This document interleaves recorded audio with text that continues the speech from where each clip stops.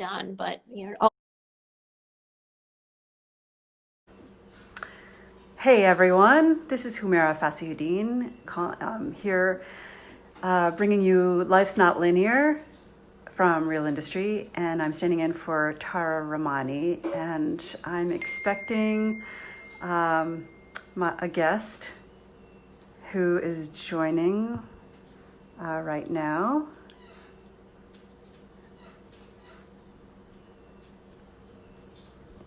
And we're live with Shonda Pettiford. And there she is. Hi, Shonda. Hello. It's great to see you. Good to see you too. Thank you for joining us today. Thanks for the invitation. Oh, it's something that's been on my mind for a while, because I know your path, and I know your path because you are one of my nearest and dearest friends. Um, I I know many of the people who have been on our live stream, but none of them have been at the birth of my third child. So I feel comfortable telling the world that we are that close. Christmases and New Year's together, and um, practically family. Yes, we are a family. We go way back. We really do. Well, I've always admired your path. You've done such interesting things. Let's get right into it. Tell me a little bit, well, tell our viewers a little bit about you and your background. Oh, let's see. My name is Shonda Pettiford. Professionally, my role is Director of Operations for a college consortium, a consortium of higher ed institutions. Um, your your segment is called Life's Not Linear, and I feel like my professional path certainly has not been linear at all. Um, but in addition to my professional work, I'm a parent, and also I do some volunteer work with organizations that serve women and girls.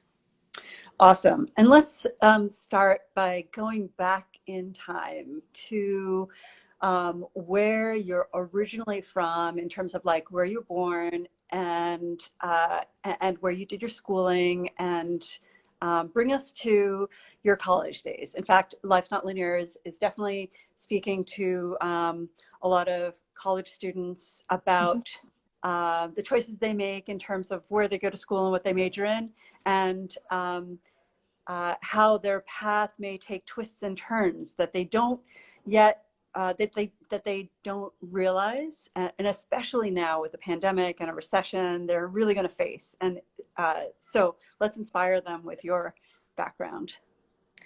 Well, I grew up in New Jersey, and I went to high school in South Florida. And from there, I went to Smith College in Western Massachusetts. I also earned a degree from the University of Massachusetts Amherst. So let's see. Wow, So do you, yeah, go ahead. you've really bounced Yeah, from I have. New Jersey to Florida to Mhm. Massachusetts. What made you choose Massachusetts? You mentioned Smith, right? Yes. We shared that alma mater. So what brought you to, Mhm. why did you, how did you pick Smith? Well, in some ways, Smith picked me. I somewhat serendipity. I had a French teacher in high school who was married to a Smith alum, and they were looking for some willing participants for their first year of their summer science program. He was my French teacher, but he said, "Hey, you're good in biology, aren't you?" And I said, "Yeah, good enough." And he said, "Why don't you do the summer science program?" So I did, and it was incredible. It was a really fun summer. I loved being on campus. I didn't think about Smith again that much until it was time to apply for colleges, and it soared to the top of my list. And when I came back to visit, I absolutely knew that this is where I wanted to be. So it felt like the right place for me. I wanted to be in New England. I wanted to go to a small school. I absolutely wanted a liberal arts education, and Smith College seemed to have the perfect package. It really speaks to the importance of those high school programs at colleges to really Certainly. expose students who may not have ever thought of a school or a pathway, an academic pathway, to Hmm. really open their mind to the possibilities. Very true. Yeah. So, what did you major in at Smith, and what was life at Smith like from where you sort of come from? I majored in English language and literature, and I always thought that I wanted to work in journalism. And I thought, well, English is one of the most obvious majors to choose. Um, I, as a youth, I actually was a child reporter and editor for a news outlet that was designed for children. It was called Children's Express, based out of New York City, and we had an outlet in New Jersey as well. So I actually had some journalism experience long before I was an adult. Um, and I thought that that's what I wanted to go into. When I was at Smith, though, I did some internships, and that really opened my eyes as to what the field entailed. And I decided that I wanted to take a turn. Well, that's fascinating. I have to say that I didn't know that about you. Mhm. I didn't know that you had journalism experience and that you initially came to Smith to do journalism. So can you say a little bit about what year was it that you had that experience, and what was it about that experience that you realized just journalism wasn't for you? Well, I mean, I was in Children's Express when I was a teenager, but when I came to Smith, I thought magazines. So my thinking was, I'm going to work for magazines. In fact, I want to be part of a magazine that's designed for smart women who are interested in things other than fashion. And I didn't really know what those magazines were. I didn't even know if they existed, but that's what I thought I wanted. And I did a couple of internships. I worked at mostly family-based magazines, Child Magazine, Family Fun Magazine, as well as a local magazine that was focused on environmental issues. And what I very quickly learned was that there's an incredibly narrow funnel to the top.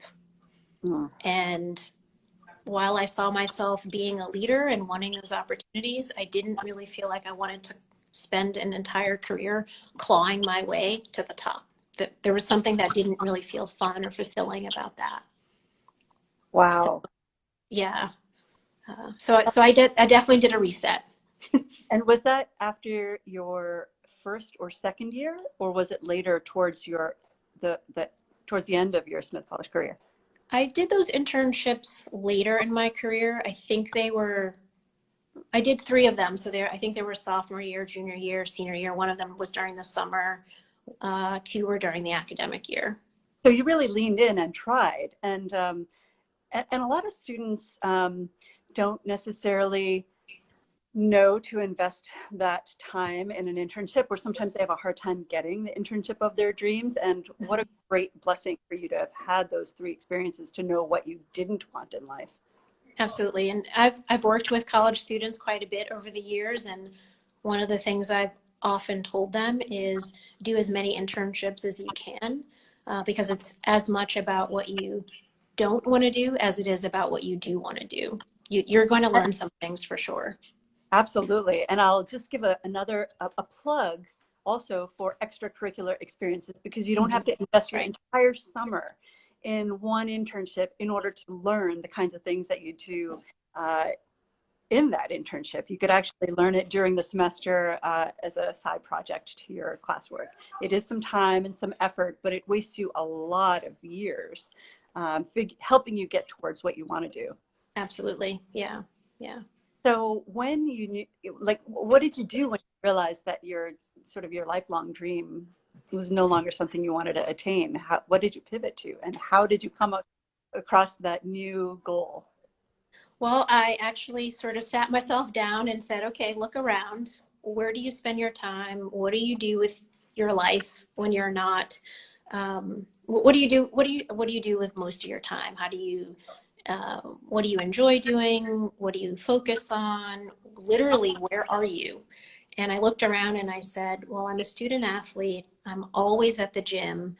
And I realized, hey, there's actually a whole career around this stuff.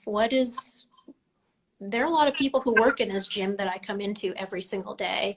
What do they do? So I went directly to the director of athletics and I asked her, and I said, what do you do here? How,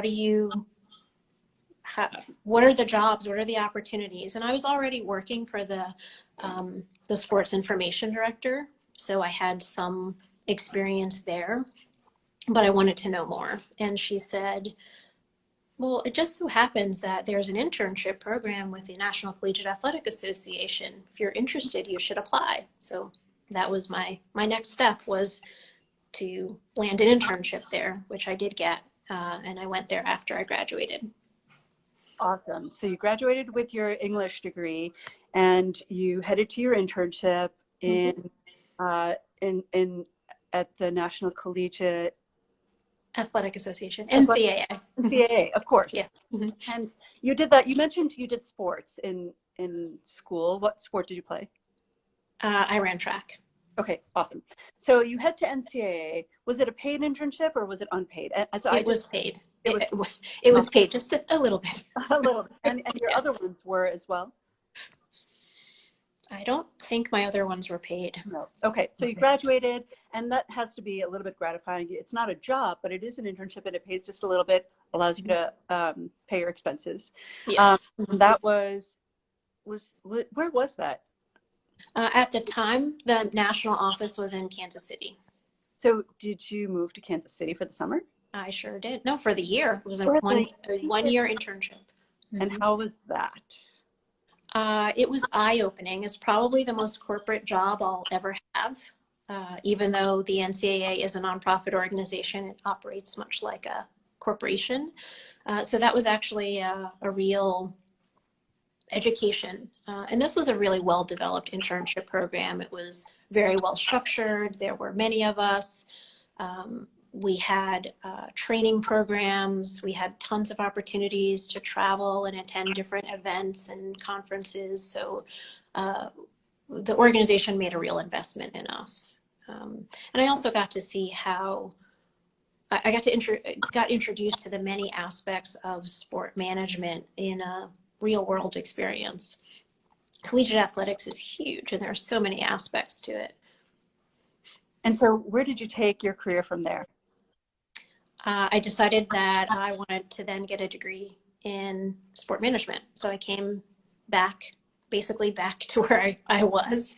I came back to the Pioneer Valley in Western Massachusetts and studied at UMass Amherst for my master's degree.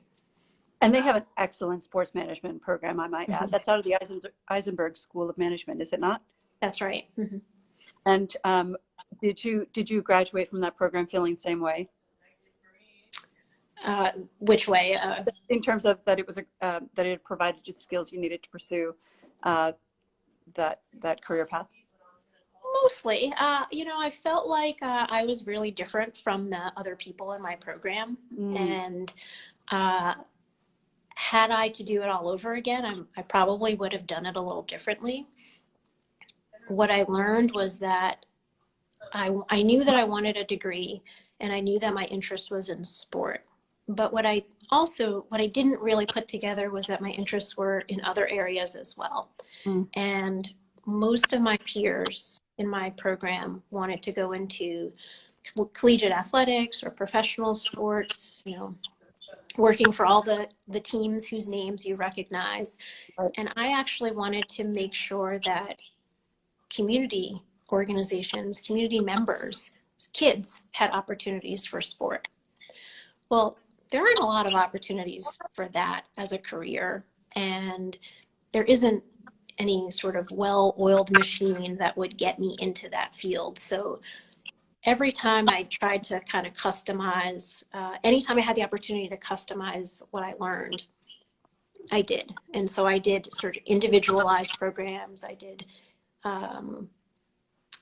independent studies so that I could learn exactly what I wanted to learn. And it got me actually a job at an organization that I thought was absolutely perfect for my interests. Tell me more. Uh, I I left UMass, so I finished my coursework on campus, and then I got a job with an organization that did sports leadership and nutrition programs for girls. Was that the one in Chicago? Yes, in Yeah, Chicago. and I think I met you right around that time as you were Hmm. just wrapping up your academic career and headed Hmm. off to this cool job. So tell me what That's happened. right. So, like I said, it was really the perfect organization in terms of who it served and what it did. And I could not, I was, I mean, every day I was astounded that I was here and doing this work and involved with this organization whose mission I loved and supported so much. Mm. Um, it, it also became one of the most difficult decisions that I have made professionally to leave. Um, there were some things that weren't quite as stellar about the organization, and I decided that it was best that I leave. But it still feels really hard even today after, I don't know how many years, 20, 30, I don't know, a lot of years. A lot of years.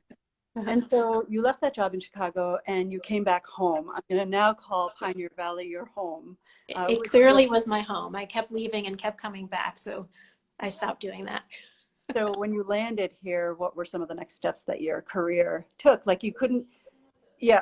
So were you able to find that love of intersection between sports management and youth and like, were you able to do that here? No, actually. Those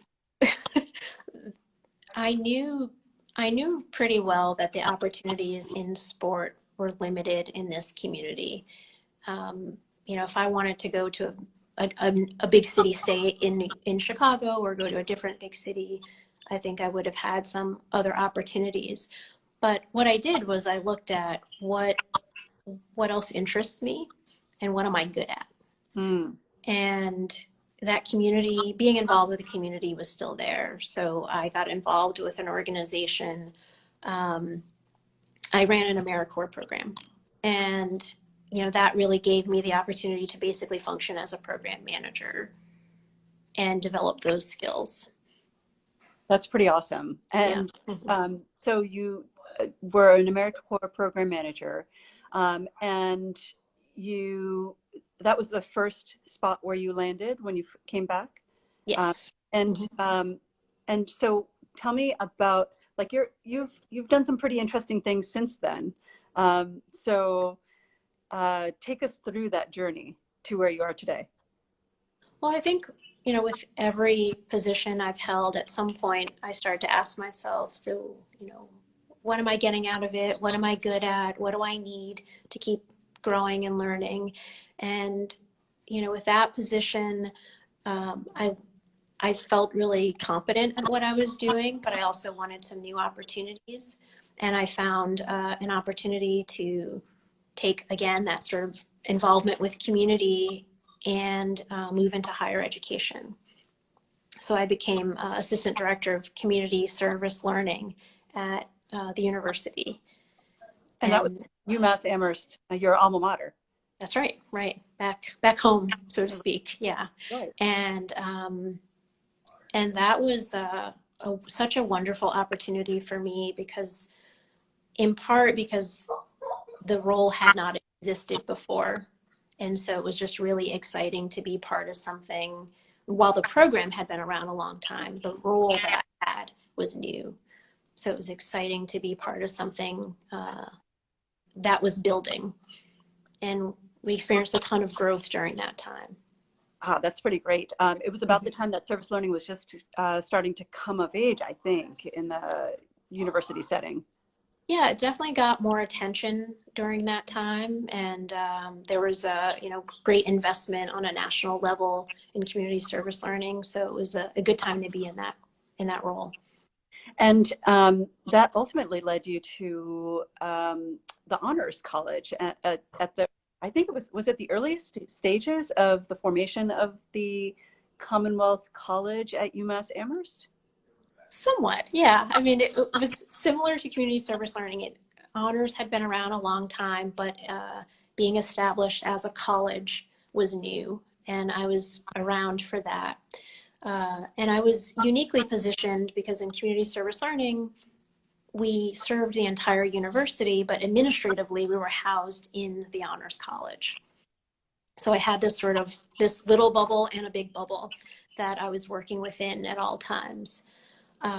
When community service learning changed administratively, the dean of the Honors College basically invited me to serve in a different role. And it was a really good time for me to make a switch, and with enthusiasm, accepted this new position, which was basically being the communications director for the college. That's pretty awesome. So, in a sense, you came full circle to a community service, a community-oriented program, but in a higher ed setting. Right. Mm-hmm. Um, that takes. I mean, UMass is probably the longest chunk of your career. Yes, From for there, sure. you've Mm-hmm. had some pretty amazing building experiences. A lot of people would take that and say, I could be in higher ed. I could be a lifer here, and I could, like, Yeah. if I like age out at 65, I'll have whatever 75% of my salary, and like, you could have kept doing that, Shonda. So what made you decide to step away from that pretty stable career? That is a very good point, and you're absolutely right. I mean, there's a reason why you look around campus and there are people who've been there for decades. Um, and it would have been very easy to be one of them. At the same time, frankly, I got itchy. Like, I just needed to do something different. There was absolutely nothing wrong. There was nothing I was unhappy about. I just needed to do something more than what I was doing, something different. I needed to learn. I needed to grow in ways that I just didn't have the opportunity to in that role. And I then became the CEO of a website design and development firm. And so that, allowed me to grow and stretch in ways that I hadn't before. So it was a really incredible and exciting opportunity. And I think there is a great lesson there that when you do walk away, some great opportunities can come to you, and you can grow and stretch yourself in a lot of different ways. I'm so glad that you made that switch, because it kind of sort of brought you closer to what you're doing today, in a sense, which I really admire the work you're doing today. So tell us about that. So my role is director of operations, which usually means any range of things, and in my role is no different. It covers quite a bit, and that is, to me, why it's so exciting. I enjoy it, one, because it hasn't existed before. So again, I'm in a role where no one has held this position. It hasn't been a role at this organization. So just the opportunity to build something new and different, and really look at an organization and see what needs to be done. I love that. And a lot of people can say that. Not a lot of people can say, you have a new role. Don't worry. I've done this multiple times. I can assess what's needed, and I can build out the responsibility that the organization really needs. That's such an asset. Yeah, it's super fun. I mean, I just love that part. And so my role includes things like human resources. We have a large staff, and our staff works with staff members and faculty across all of our campuses who are members of our organization. And I also manage all of our facilities, which we have quite a few, and a lot of the processes. There's a lot of stuff that we have to do, and figuring out ways to do those in efficient and effective ways is, generally what comes to me. I interact with and collaborate with other people to get the work done, but, always trying to figure out, well, what are we doing? How can we do it in a way that gets the job done? Now, some people might not realize what a consortium like yours does. Five Colleges Inc. is a consortium of 5 colleges That's in right. the Pioneer Valley area. It's Hmm. Amherst College, Mount Holyoke College, Hampshire College, Smith College, and UMass Amherst. And they're Very all good. Yes. 12 miles of one another or so. Hmm. And the president of every one of those institutions is comprises the 5-member board. I believe it's the 5-member board. And Right. so they take on projects of strategic importance to those 5 institutions and the kinds of things that they couldn't do alone, but they will do better together. Absolutely. That I take on. So like I remember Internet 2.0 was something that Hmm. they worked together to bring a bigger pipe from Verizon and the CO back down in Springfield. And that was a big construction project and they made that happen so that Hmm. all of the schools could be wired. Or 5 colleges, I think it has a dance consortium that It does. Yeah. grades. But I'm curious about, in times like today, where no one could have predicted a pandemic. Hmm. Um, how does your organization serve to say, okay, we're going to entrepreneurially identify what these organizations need and collaborate to make that happen? Yeah, well, I mean, one of the things that we do is just ensure that people do remember to collaborate. It can be human tendency and even organizational tendency to sort of close in on yourself when times get tough and things are stressful. But that's really the most important time to rely on the collaborations that you have and the connections that you have. And so, one of the roles that we've played has been to say, remember how well we work together? Let's make sure that we keep doing that. And we're all going through the same or very similar situation. And, how it's impacting us is probably how it's impacting you. Let's work together to make sure that our students are being considered in all of the different uh, changes that we have to implement. What about our facilities? How are they being impacted? Um, even things like, how do we make sure that people still have access to the resources that they need, like library materials and Right, uh, bus service and things like that. So we need to keep that infrastructure in place.